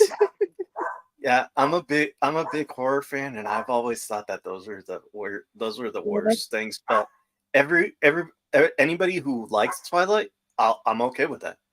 I'm okay Mhm. with that. You're allowed to like it. I mean, I told you, Sylph likes Ghostbusters 2016, but I Mm. despise that movie.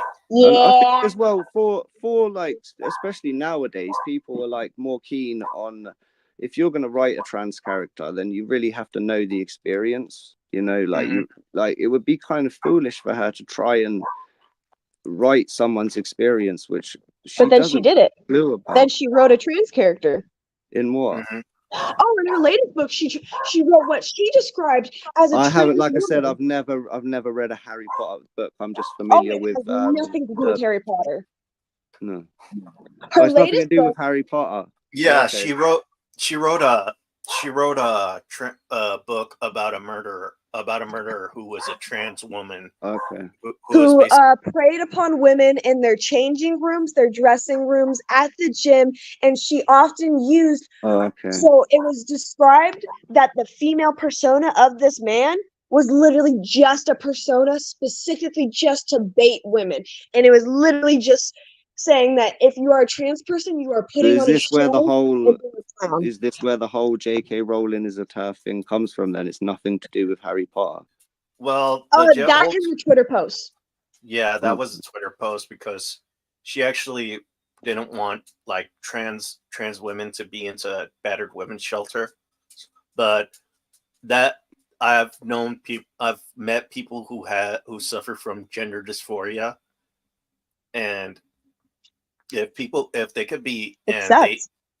and it, people if people can be beat and if people can be beaten up because they identify as something else, I think they should go to the shelters. for sure. If you're vulnerable, man. Do you know what I mean? Yeah, and this really snowballed into everything. So I'm a free speech absolutist. So if you don't agree with something, don't agree yeah, with it. But if you yeah, do, but at the same time, you've got to expect to be able yeah. to argue your argument. You know, like, and that goes on both sides. You know, like. hmm Mm. Like you live in the UK, so you know the whole Just Stop Oil movement, right? Oh, mate, don't. You know, I think people should have a right to protest, but I don't agree with the ones that are literally going and ruining people's artwork and stuff, man. Like that is, I really don't agree with it. Some yeah, of I it is remember. like historical artwork as well. Like, Yeah, I mean they tried to destroy the Van Gogh sunflowers. and they slashed up one in Cambridge recently with a Stanley knife. They went in and slashed up. I can't remember who it is. It's like one of these prominent figures Oh, you're from talking about UK the Da history. Vinci painting that got slashed. Yeah. Oh Uh, no, this wasn't. No, this was in a Trinity College in England. It happened in Cambridge, not far from me. It wasn't a Da Vinci one, but it was a painting of a historic person, and it was a couple of 100 years old. It was a historic piece, you know. yeah, It was like a portrait of a monarchy or something like that. Yeah. It's messed up either way. It has nothing to do with climate change. Let's be honest. Like going and yeah. slashing some I mean, artist's work. Like, yeah. This happened with this happened with it when they went on stage during the Tekken 7 tournaments there, and how they posted it how they were booed off stage and escorted off by security, and how they did a call for all gamers and Tekken players to join Just Stop Oil, and that's people are crazy. people were like, yeah, go F yourself. I I like I mean, like people should have a right to protest. And I know people get annoyed when they're like, oh well, this protest is spoiling my fun. And it's like, well, yeah, that's just because we're trying to make you aware. Like, I get it. People should have a voice and we should have yeah, a town square like in real life, not like the Twitter town square where you Yeah. can go and voice your opinion, you know, like, but people are so mad and tribal nowadays with it, especially online. Not so much in real life. People are a bit more respectful when they're in front of your face. Yeah. But online, people say the most horrible, fucking hurtful things without thinking, like, because they don't see you as a real person, you know, they see you as a profile picture and a stream of text, and they don't feel like they have to be accountable for what they say to you, man. But like, okay, guys, I think we're gonna wind down the stream. It's gonna be 2 o'clock over there. Oh, yeah, it's 2 a.m. here, man. all right, Oh so yeah, you gotta go bed. yeah, I'm gonna put you guys. I'm gonna put you up, Kenzo, so you can. Oh no, you So don't have to do that. I'm not Yeah. doing anything, and no one cares what I'm doing.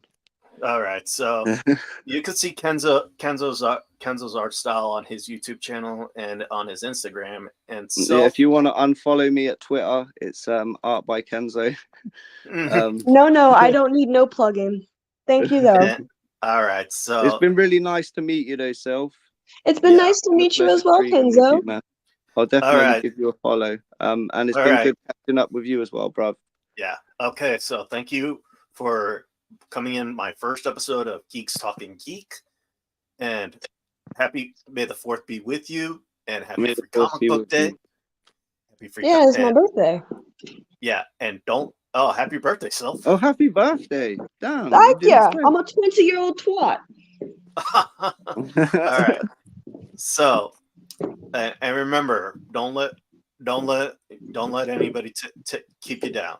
So keep No, playing, sir. and God bless. Take care.